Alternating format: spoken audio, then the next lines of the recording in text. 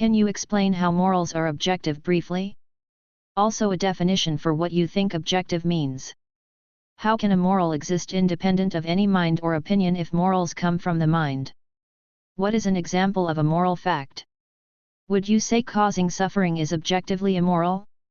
If so, why do people kill and think it good or moral in cases of religious crusades/wars and self-defense etc., where one side thinks themselves morally superior even if killing them causes suffering for those that care for them, in most cases? If moral objectivity existed, a stance independent of a mind, wouldn't everyone be forced to follow it like the law of gravity? If you just say, well, even if they think suffering is moral, it is still immoral. Well, to whom or/and what? To me, it seems only to you and those who share your moral stance/beliefs, a subject. If every sentient being capable of morality died and didn't re-emerge, morality wouldn't exist, therefore it isn't mind independent or objective. If morality is different across time and cultures, wouldn't it follow that morality isn't objective but rather subjective? A fact is something that is true regardless of opinion, but morality is inherently opinionated. 1. Harm/care, 2. Fairness/reciprocity, 3. In-group/loyalty, 4. Authority/respect, and 5. Purity/sanctity are the foundations of morality, and what constitutes 1 to 5 are all arbitrary and dependent on cultural beliefs and experience and our biological makeup, opinion etc. In the case of a psychopath, morality is practically non-existent, at least in the colloquial sense, as they don't have empathy.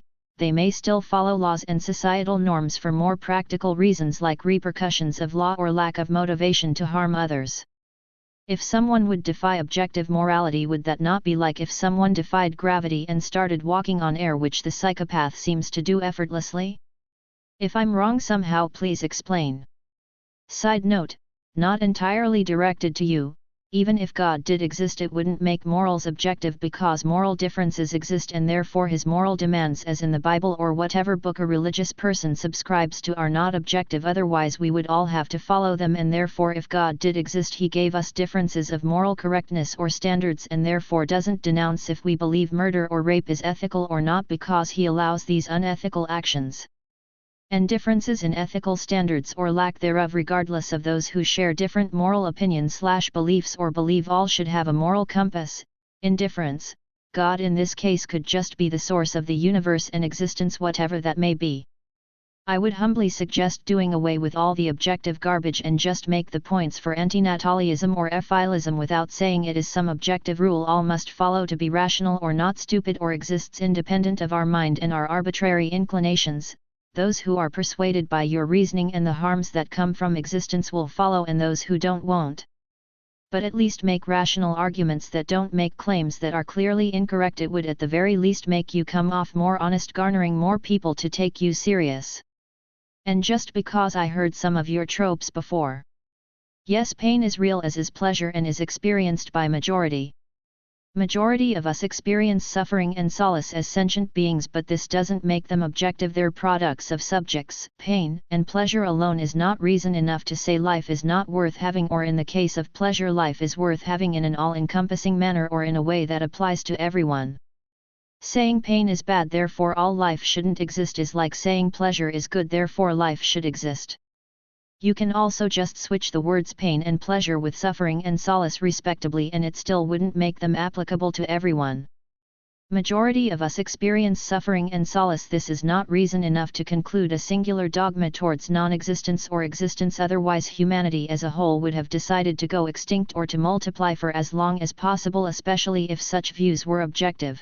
We decide our reasons for living or not based on many more factors. It just happens to be the case that those who choose existence, exist, and by consequence make more people that share those beliefs, therefore the populace view rather than antinatalism. Nonetheless, my point is objectivity, morally speaking, does not exist, and if it does, it is in the sense that we got our morals from a long line of causality of particles that formed long before us and that also form us, but this just means our morals are objectively correct on an individual level, not a universal one.